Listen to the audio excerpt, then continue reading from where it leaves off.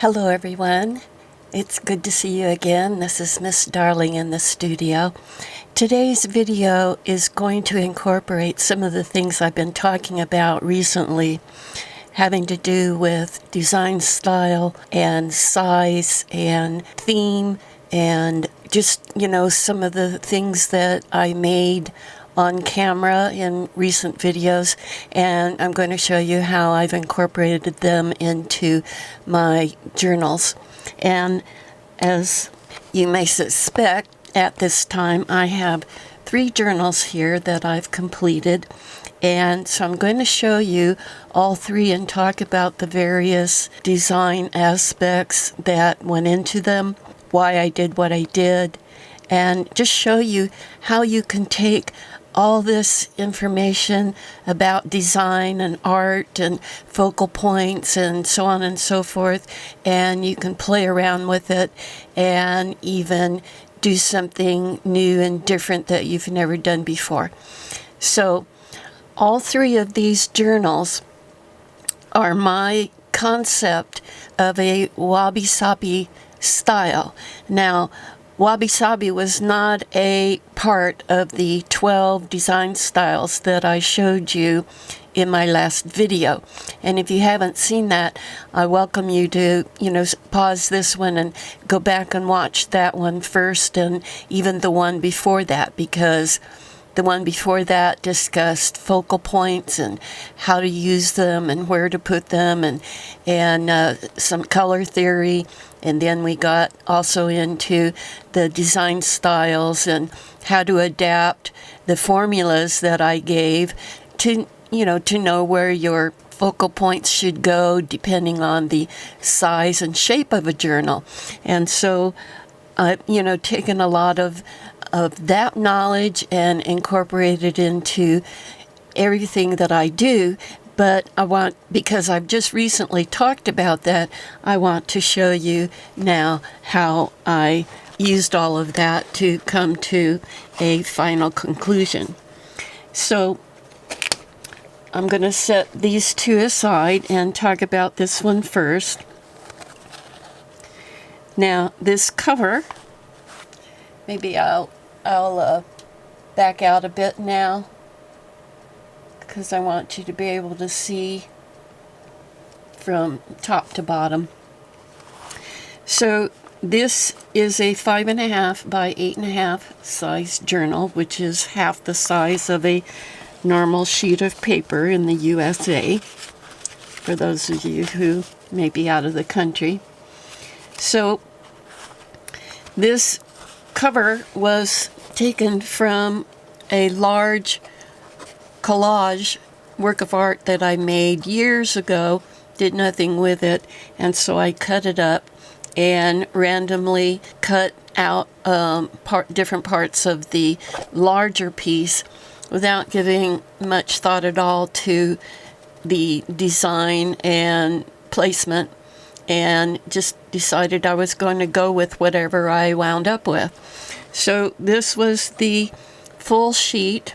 This is on 300-pound watercolor paper, so it's quite stiff and very accommodating to use as a cover. And so this was the side that I chose, and this then is the back cover. I could have gone with this as the cover and then this as the back cover, but got a little bit coming apart there I'll need to fix up. So we'll take care of that right now so I don't forget about it. That's the one thing about collage, especially over the years. Your glue that was very strong at the time you used it might not be so adhesive now, and then things start to pull away a little bit.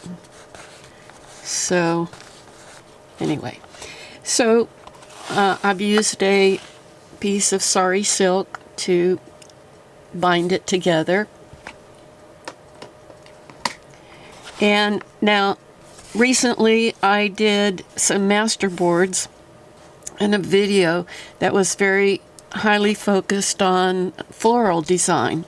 And so that's the theme of this particular journal, is the floral design. And you'll see that I used many of the masterboards that I made for that particular video are incorporated here along with some others. So here was my opening page, and put this there on top as a focal point. And here you can see I was working with a bunch of different smaller florals that were arranged on the masterboard in a way that created a beautiful ensemble. And so I've left the back sides, I've coffee dyed and done a little bit of scribbling and stuff on it to rough it up. And that's in keeping with the Wabi Sabi style, where the idea, the concept of Wabi Sabi is that nothing is ugly, that even in flaws and imperfection, there is still beauty. And so we don't care about flaws. And that works so nicely into the whole concept of junk journal, which is utilizing, I just have to go this way, utilizing various things, whether you make them or you find them. It doesn't matter if they're aged or broken or torn or damaged in any way. It is nevertheless suitable, particularly for a junk journal. So we'll go on, and here's another half of one of the masterboards I made for that. And here we have something quite different. This is from a, it's actually a piece that's been glued on to the page, which was a jelly plate design. And then I've added a focal point.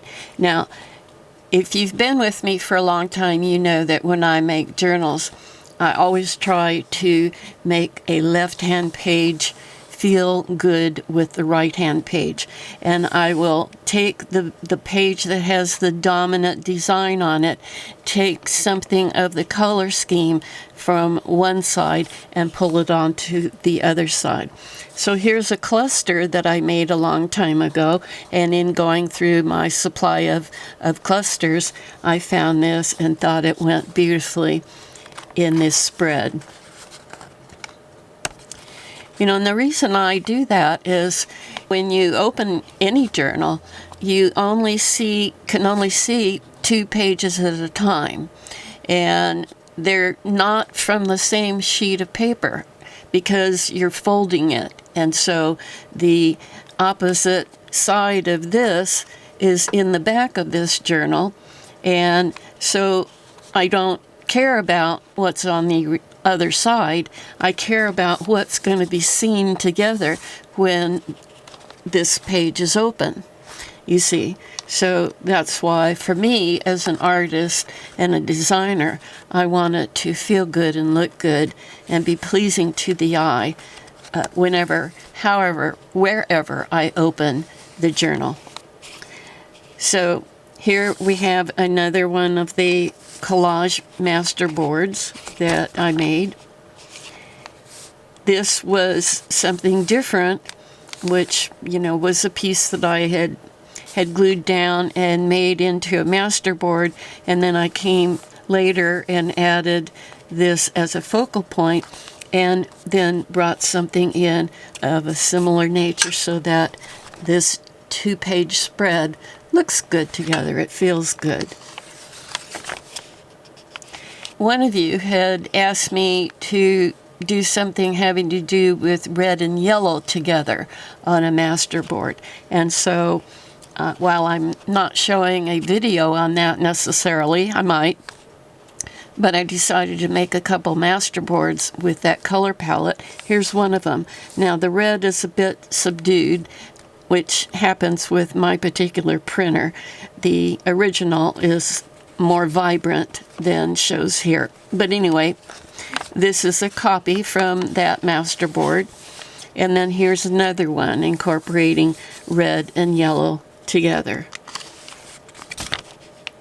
And then I merged into kind of orange, peach, and beige and green together. And you'll see that change as we go through the whole journal. Here was a random page that got inserted into the mix, and I found this cluster, which I felt went harmoniously with this side. Here we're into yellows and a little bit of purple and green. Doesn't come out that well from my printer, but that was the original. And then I branched into masterboards with just a leaf design, which I had this ephemera on hand. I decided to use it. A random page, again, now this, very strongly blue. I found this beautiful ephemera in my stash and matched it up with this cluster over here to make, I think, a really beautiful spread. This is another gel print back here with a focal point and a cluster down here that carries over similar colors, making this an interesting spread too. And now we coming close to the center of the journal, and here I had some blank pages that wound up being blank on this side because I flipped it over because I wanted this on the actual center. And so I had a blank page back here, and we took care of that nicely with these stickers that I had in my stash. And then here is the center. I always recommend having a very beautiful, outstanding center to any signature that you make. This is a one signature journal, and I used to make 2 signature journals all the time, but now I just do one. And so I always make sure that my center spread is something more outstanding. And with some clusters and this image here of a Japanese lady, I felt that came through for me. And so here's the back, again, using some large stickers that I have on hand. That took care of that nicely, still leaving lots of room for someone to journal. Now we're on the back side where the major design is on the left side, and then the right side will be either more plain or maybe have a cluster of some sort. And so this is how that turned out. The back side of that blue, I went in strong contrast to the blue. I went with this color palette here, and so naturally I kept the same colors over here to complement this spread. Here's the back side of the leaf only masterboard. Another one. Again, clusters tying one side with the other. Back to the yellow scheme. A little bit of yellow and red there. A little more yellow and red. And you can see now, we're repeating the back side of the pages that we've already viewed on the front side of the journal. And so here is how I combine those to tie them together. Now we're back into the pink and yellow. Another gel plate over here. Look at this beautiful little cluster down here. And by the way, these clusters I made a long time ago. And so, I just create them in batches. I use whatever papers or fabrics or a combination of the two that I have on hand. And so I wind up with all different kinds of combinations. So it's really fun later to go through and say to myself, okay, I need something that'll go with this. Do I have something? And then to find something that goes perfectly with it is just really fun. So I encourage you. I'm going to have another video coming up where we'll be making some clusters, and so if you're kind of wondering about that and want some guidance, I'll be bringing that very shortly. So we're coming to the end of this particular journal, and so I just wanted you to see, if you saw me making these master boards in a video not long ago, now you see what I did with them. So that was that. I stuck these in, not because they went with the journal, but just to remind myself that I have a video on making these, and these are long strips that will eventually become smaller clusters. They have not had their focal points put on yet. This is just the backgrounds. And so I wanted to remind myself to show you that and mention that I'll be doing a video soon. So we'll put this one aside. These two, the covers look very similar, and that's because, again, these were cut from a large piece of acrylic art that I made many years ago and did nothing with. I cut it up, and now I have two journals that I've gotten out of it, and I have extra covers on hand that I will use in upcoming journals. And so I don't remember how many I got out of that particular artwork, but at least 4, maybe even 6 covers. So it's a really easy way to glean from something you've done in the past you're not happy with, and so just do something with it and turn it into something new. I'm going to talk a little bit about the cover designs. Let me open these up. Again, this is sari silk.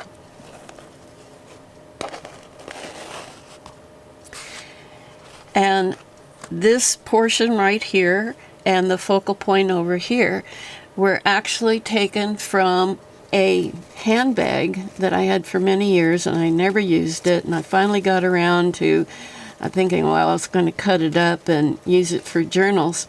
But I thought, well, shouldn't you first actually use the handbag before you go destroying it?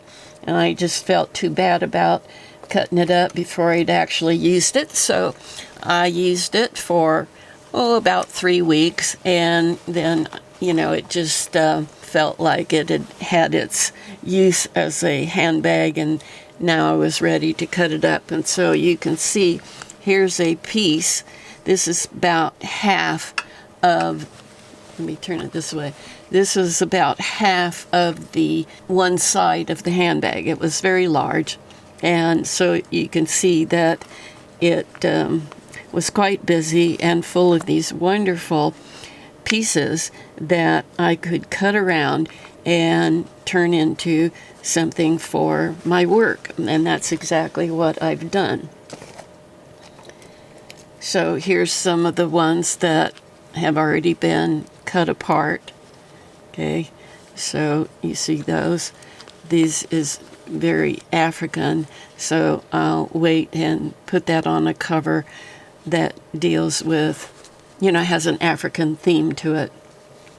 So anyway, this is actually 3 pieces that I cut out and then collaged them together to look like one long piece. And I laid it on the diagonal to parallel the white strip of acrylic paint that was on that work of art. And this one didn't have that much on it to tie into, so I went with this circular piece, using it as a simple focal point. So now let me show you, even though these covers are similar,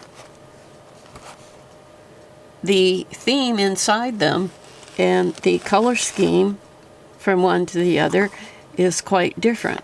So here's what the back looks like. Not much on it. I'm not going to add anything to it. I think it's fine the way it is. So now this one has a old document theme to it, and it's very Americana, and you'll see as we go through it. But I did a collage on the reverse side. I wasn't happy with it, but it was there, and so I decided, well, I'm just going to mute that back, and I took a large piece of coffee dyed fabric that I had on hand and glued and sewed that onto the reverse, and it works for me. So this was the back page. Okay, so it's very grungy and goes with the pages that you'll see. And a lot of these pages were digital kits that I had purchased from other artists and printed off, but had maybe used a few of the collection and still had a bunch left over. And I'm in this use it up phase where I'm trying to, make a lot of creativity out of things that I just have on hand and empty out my art studio a bit, but also take advantage of things that especially things that I've purchased and paid good money to have. I don't want it to just go to waste. So that's the theme of this particular journal. And you can see there's just real random clusters or other bits and pieces that have been just slapped down. This is real wabi-sabi. No rhyme or reason. I'm really not following any design rules in this style. I'm just kind of throwing it down. I want it to look in the end like almost like pages that were pulled out of the trash. And so you'll see that it's very random. It's not abiding by any typical design rule or concept, but it's just thrown together and somehow it just works, and I'm very pleased, and it just goes so well. And all I have to do is keep in mind to leave plenty of space for journaling. So I'm going to go through this quickly just to show you, again, taking imagery in a particular color theme as well, and trying to make both sides of a spread look good and feel good together. Here we had some green and red working together, and so of course I'm going to bring that out on the opposite page. This is half of a photograph I took from downtown Los Angeles of a very grungy image that was on a building near where we were at the time, and I just loved it. And I had several different pages that I got from, several different views of that building. So now they've wound up in a journal. Here's a bottom part of a IRS form. I just threw anything in here. It didn't really matter so long as it fit even loosely with my overall theme. Okay, here's another photo from downtown LA.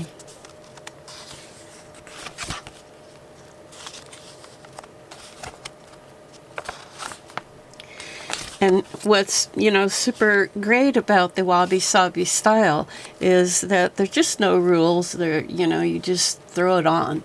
And the more awkward it is, the better. And in my opinion, and I don't want it to look planned or designed. I want it to look just really haphazard. And I hope that I'm achieving that.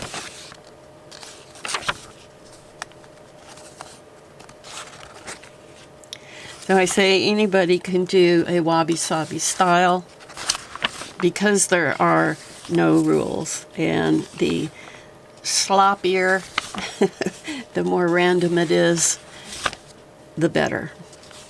Here's the other side, or another one of those government forms. The page has been, this was on the back of I guess I was just using up some pages from when I was doing taxes, and coffee dyed it and, printed an image on the other side. Even, at the time I had intended to glue it down so it wouldn't matter what was on the reverse side, but obviously that didn't happen. Here's the center. Threw in some bit of lace and a cluster to create something fun and very grungy looking. Now we're on the flip side. So you'll see the clusters are now on the right and the major design is on the left. This is the back end of that building. Oh, and here's a long cluster that I'm going to make a film on, and I could use it there quite nicely, but I choose, to keep it for another purpose. But see how nice that goes with the overall color. And so be sure to watch out for this video that will be coming soon.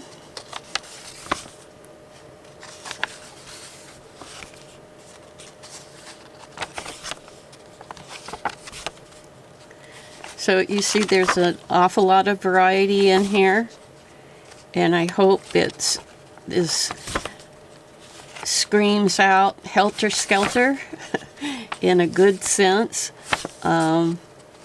because that's what Wabi Sabi is all about, that nothing has to be perfect, that even imperfection is beautiful. And so this is what we got, okay? And, just more the same, a lot of documents, and that's the overall theme. And then here's our inside back cover and the back cover. So now taking that same concept, again, another Wabi Sabi style with a completely different theme. And so let's open this up. And this one is full of numbers and letters, and again, it's a very grungy type of feeling, but completely different from the one I just showed you. So here's our inside page, and again, this is a compilation of many pages taken from master boards or from files that I purchased and put together to create something really grungy but yet beautiful. And so here I've utilized a lot of ink spots everywhere to give the feeling of paper that was lying around somewhere for a long time, and somebody spilled ink on it and never used it. And so that's kind of the idea of this. Here's a cluster I put there. It's got some buttons sewed on to the cluster with a tag, and this one is more subdued, a more limited palette than the other one, but I just really Love how it came out. Threw in a little bit of faux calligraphy and some more cluster with button trim. Some more ink calligraphy.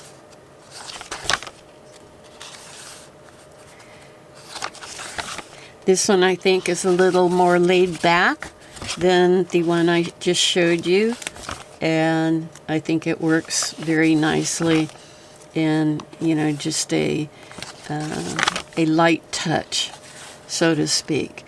It's very heavy on the pages that were pre-designed, but very light in terms of how I treated the overall journal. Here's my center, and you can see it's full of coffee dyed blooms and whatever, and just one cluster there, and very simply done. Tons of space to journal.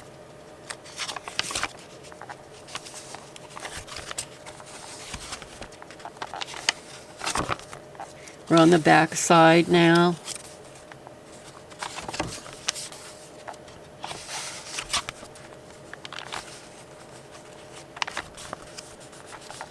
Again, a lot of ink spots.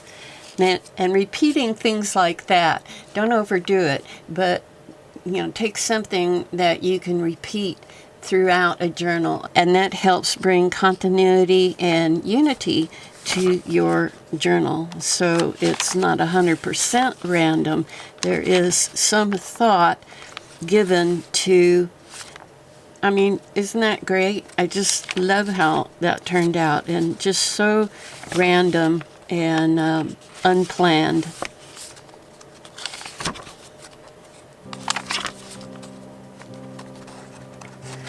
But again, you know, you can tell that this is full of pages that go nicely together.